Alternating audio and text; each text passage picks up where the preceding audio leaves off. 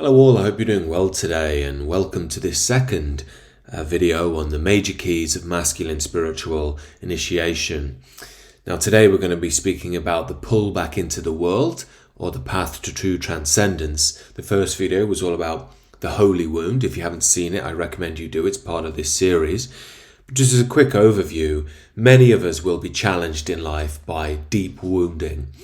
And in this day and age, we want to personalize that wounding, make it an ego thing. You see this a lot in this day and age. I went through X and I overcame B, and it becomes a core part of our identity. Now, whether we want to view ourselves as a victim or someone who's had a rough time, that may give us some worldly plaudits, but very often we're selling ourselves short when we do that. We're egoifying the real purpose of our woundings, which is to initiate us into deeper wisdom, a wisdom we cannot learn via books or conversations or just picking up knowledge. It's heart wisdom, it's soul wisdom, and we have to heal through pain to truly learn those lessons. Nobody can teach those to you. You can only learn them yourself in your journey with God. Now, let's just say you've gone on that process, and I think many people do go on that process. Some never make it, maybe most, but many people do go beyond that. They get through the horrible pains of life and they're wiser for it. Maybe somewhat heartbroken, but that's okay as long as you've got the wisdom to guide you through. But most of us at this point will stop there, especially if we're not interested in the further spiritual path of growth. And most people get off the ride here. And again, it's a great shame because if we have the right cultural coordinates, we would understand what will then happen to us. What you'll often find is, once you've been through one thing, the world will tempt you all the more. And that temptation may come in the form of money, power, success, but predominantly women. I'm going to focus on women in this video because I think it's the most common and the most powerful. If any man is honest, he will admit that it's hard to say no to an attractive woman. Almost like every part of our worldly being wants to say yes to an attractive woman. And in this day and age, it's very often culturally mandated as well. You know, the popular guys, the pickup artist, the Andrew Tate, the movie star, the Leonardo DiCaprio. And very often, you know, that looks like everything you could ever want. But if you go down that road, you will get pulled back into worldly connection and you won't really be breaking free of the worldly ties. You won't move into what you truly are. And this is a very powerful way that the world can pull us back in. I think it may have been Eckhart Tolle who once stated that after his awakening, consciousness, life, God will test you, you know, to see if that awakening is solid. It will present something for you and maybe you'll bite. And maybe that's okay. Maybe you'll have to bite again to learn your lesson once more. I know I have. But the point is that we're conscious enough to realise what's going on and we've been pulled back into the world. Now, a good way of exploring this to begin with is to refer back to Robert Moore. He's a real good writer on initiation from the 20th century. This is quoting him. Sexual acting out and frigidity and impotence are usually signs of the incipient presence of a transition state, whether recognised by the individuals or not. So what he's saying there is if we go too far into lust and sexual behaviour, or if we hold back and believe, oh, I'm too holy for it, we're sort of denying something innate about ourselves. Again, I think if we're really to embrace the true spiritual path, we have to love the interaction between masculinity and femininity. Don't try and do that. Allow it to happen naturally. You know, and in this day and age, with the red pill on the one side, feminism on the other, it's not easy to do that.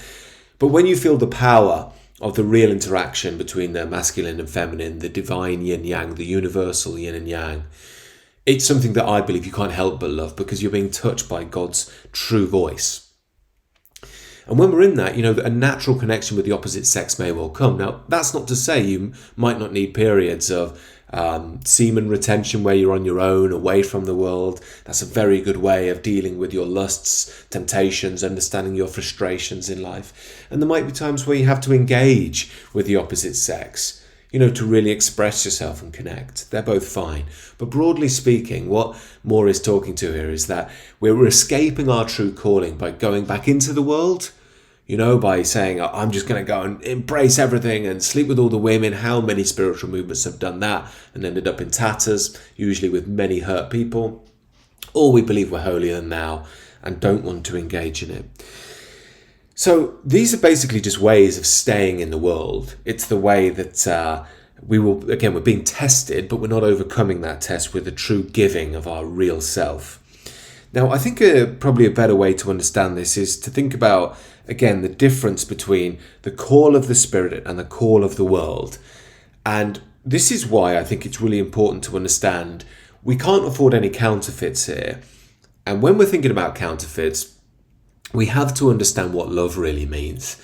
Love, as I've said many times on the main channel, isn't about smoochy woochy Hollywood, oh my God, Stacey, you look radiant tonight. That's lust, and it's also overly sentimentalized romance. Love is the letting go of yourself for true transcendence, true peace, true beauty, and the recognition of oneness amongst all. Now, that doesn't mean that everything in the external world is exactly the same. That's a misreading of modernity. It's a recognition that all is in God. And you can't help but have a warmth to all things when that occurs. But what the modern world describes as love is really lust. What we call falling in love is more often falling into hell. That's why you get these marriages. Oh my God, I love you so much. A few months down the line, they're throwing wine bottles at each other, smash glass everywhere, I hate you. It's because they fell into a trap of believing the other person, the human being, a worldly form, could give them something divine and ultimate, which is love, or love is a byword for. It's not their fault. They've been hammered from the mainstream culture with that idea, whether it's pop music, the movies that Leonardo DiCaprio's in when he's not betting all the women. It's just a constant refrain of this will complete you. Now, that's not to say a relationship can't be deeply loving, but that's only if the man especially is rooted in that true love, and the woman will naturally gravitate to that. It's like I've said before, it's like the dance of the universe. The man always leads the dance. It's not because he leads like a tyrant. He's leading to show that he can understand the rhythm. That's what it's really about. And the woman respects and opens up to that when he shows it. And again, we know if we're not in true love because we might be grasping onto something. We can't escape something. I just feel like I need her so much, or I need to keep having sex, or I need another woman every week. This is a quote from Robert Bly in the classic book Iron John about male initiation. What does it mean when a man falls in love with a radiant face across the room? It may mean that he has some soul work to do. His soul is the issue. Instead of pursuing the woman and trying to get her alone, away from her husband, he needs to go alone in himself, perhaps to a mountain cabin for 3 months, write poetry, canoe down a river and dream. That would save some women a lot of trouble. Now note here, when Bly says when a man falls in love with a radiant face across the room, he doesn't mean real love. He means what Western culture refers to as love, or really global culture. That is, oh my God, she's so gorgeous, I love her. You don't love her. God, if I'd learned that when I was 21, the amount of trouble I could save myself. It's not love, it's an illusion. You're needy. There's something inside you that's yearning for completion. And because of the mainstream culture and the power of female attraction, which is probably the most powerful force on earth, we think this is what I want. And of course, sex is amazing and the rest of it. So we think this is what I want. But look, without bragging too much, I've had my fair share of the ladies in my degenerate years in London. And I realised after I slept with them, yeah, this isn't it. This isn't it. Sometimes I'd have to sleep with them 10 times, sometimes once. But I always realised what I'm looking for isn't there. And some of us have to go through that, especially if we don't have good spiritual teaching. So what Bly is showing here is what this man needs to do in his eyes isn't to try and get women alone, but to get himself alone. Now, why would he be alone? Well, because he must realise that what he's yearning for in the world isn't actually the truth, and he needs to be separated from the world like an alcoholic would be from his booze in order to see that. In order to see that this isn't solving any solutions, he's getting lost in the noise of the world, lost in his lower self, and lost in the powerful magnetic pulls of worldly power. And if he can get away from all that, and as Bly puts it, canoe down a river, dream, write poetry, be introspective, he might start to see within himself all of his delusions, all of his real self, all of his shortcomings. And once they start to fall away, and that will happen in time if you truly allow yourself to heal and feel the pain and endure, you might meet God. And of course, what we mean by God, it's not going to be a man with a big beard saying, oh, hi there, I was just behind that cloud. It will be the true energy of life will reveal itself, the true majesty of existence being itself. And then, of course, you'll think, oh, yeah, of course, it'd be mad to think that being would just be here without anything. Of course, God is the source of all. And then it becomes clear and the mind will fall in to rank. The mind will quieten down a bit. I don't personally believe the mind and ego completely disappear, but they go into line a little more. And this is why we must go through these things properly. And many of us aren't going to find it, at least my belief, in the mainstream church. If you have, great, good for you, more power to you. And by all means, prove me wrong. And please reawaken that love and beauty in the church for the Western world. But in my experience, I just haven't found it or seen it. I may have been unlucky, but that's just me. And I think this is why we have to be careful, because lots of the modalities we're going to get can be useful, but sometimes can block us too. They can be a counterfeit modality, which is often blocking us from God. Let's refer back to Moore when he speaks on this. Even prayer can be used to avoid one's call, he says. A lot of prayer consists of turning up the volume of your own voice so you won't have to hear what is being said to you. And again, I'm very eager to state that God won't use a voice like your voice in your head. I personally believe that's a delusion, probably a dark force talking to you then, or just your ego. God speaks in the voiceless voice. And if you want to know something what that's like, just ask yourself right now, whatever challenge you're facing, what's the right thing to do? Not in your mind. What's the right thing to do by your heart? And that's a glimpse. It's a very quick way. It's not a perfect way, but it's a glimpse into what the truth is. Now, admittedly, some people are very ill and may not be able to do that, but most of us are, if we haven't got too beaten up and broken.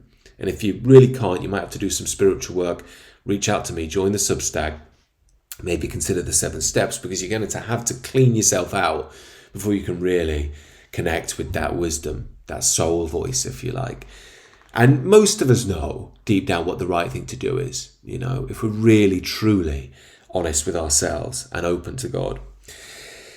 But what this is talking to, of course, is a moving beyond our ideas of telling God what he is and being open to receiving who and what he really is. And that's, if you like, the mystical path. That's where some of the more, quote-unquote, Eastern flavour comes in. Again, in the West, there's a very clear definition of the individual ego. It's almost more gardened into the broader construct of the Western tradition. Now, I think that's legitimate on one level. This is a video for another time, of course. But when we're talking about real spiritual initiation, there's a total letting go to the love of God. And this is what we might refer to as the difference between the real self, with a capital S, and the small self, with a small s. Now, Richard, in his day-to-day life, is the small self. My concerns, my ego, my petty disputes. Me and my wife had a tiff this morning. She said, you need to spend more time with your son in the morning. I said, I've got work to do, got calls to make, etc., etc. Classic husband and wife stuff. Now, if I'm getting lost in Richard's story about that, oh, she's always getting on my case, I need to earn money for the family, otherwise there's going to be no time, and so on and so on, then I'm losing myself in the small self. Now, don't get me wrong here. There's place for practical analysis of situations. My point is, if I'm getting lost in the resentment, she's always on at me, blah, blah, blah, all that sort of stuff, that's the small self. And we know it because it always comes with a toxic, almost annoyed, tight energy. Now, if I'm responding from love, which is the large self, the real self with a big S, then I know that I'm going to look at it much more objectively. And I'm going to see my wife through the eyes of love, as well as myself and my own ego. Understand our own limitations, that we're not perfect, that there's always going to be a happy medium that can be found. But before that medium can be found, we both need to be in the right spiritual state. Now, this is leaning a bit on the stuff I learnt back in my pickup days, which I don't advocate for now, but I always learnt back then that when you speak to women, it doesn't matter what you say, it matters what state you're in. Now, that's true for all people, broadly speaking, but especially true of women. And what I mean is, if you're in the right state, and now being a believer, what I'd say that is being aligned with God or God's energy, you will always be able to communicate 100 times better than when you're in your small self. The anger, the fear, the frustration, the I'm right, and so on. Sometimes you have to let yourself be wrong in the world, even if you think you're right, in order to let a higher order truth overtake you. And that is the bigger self. Now, you may note here, when we're in that self, we don't want anything from the other because we will the good of the other, even if they're imperfect. That's the real Christian way. That's not easy to do. I'm not saying I get it right all the time, but we do it because, as Christ says on the cross, they know not what they do. They just don't know. And me too, sometimes I don't know if I sink into unconsciousness. But again, if we have the right structures that are bringing us into the love of God, we will be shown the way. This is why Christ says the lovely phrase, "The words that I say to you, I do not speak on my own authority, but the Father who dwells in me does his works." Christ is saying it's the Father working through him. Christ isn't worrying about what he's got to say because, again, he's connected to the real self. God's energy is working through him. He's an avatar for God's love. And you are always an avatar for God's love. You're never not, but sin will move you away from that true reality. I discussed before in prior videos, we have a bad understanding of sin. We're not saying, naughty you, touching you, winky. What it means is you're going into the dark clouds because you're detached from the love of God, the light of God. And only that light of God will aid us in overcoming the temptations of this world. If you don't have that, if you're really affected by this stuff, you'll never overcome the pull of women, the pull of power, the pull of money. You're going to need something more powerful than all of them, and that is the source of life itself, God himself. And he's right there. He's right inside you. Everything is from him. He's yearning for you to come home. But of course, we get lost in it. And many of the teachings are bad, so the day is busy.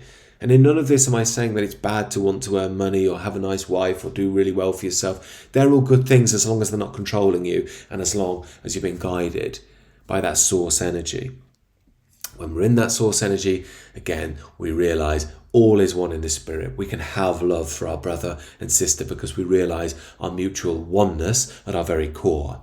We manifest differently the shared core. It's why Paul famously said, "There is neither Jew nor Greek, there is neither slave nor free, there is no male and female, for you are all one in Christ Jesus."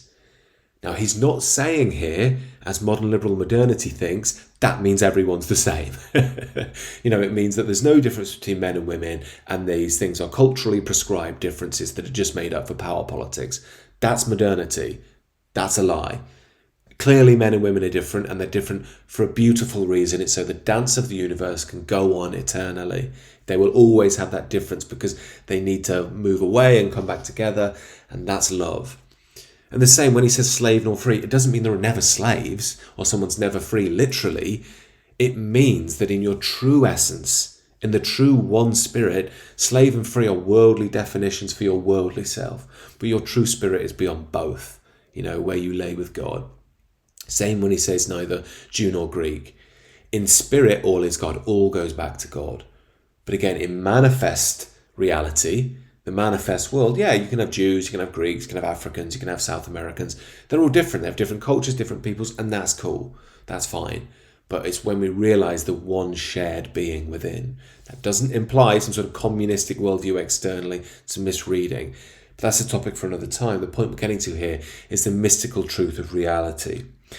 And perhaps the most beautiful part of this is when we realise that our own limitations, our own failings, our own sin has already been nailed on the cross with Christ. And we don't need to keep nailing that sin on the cross with Christ.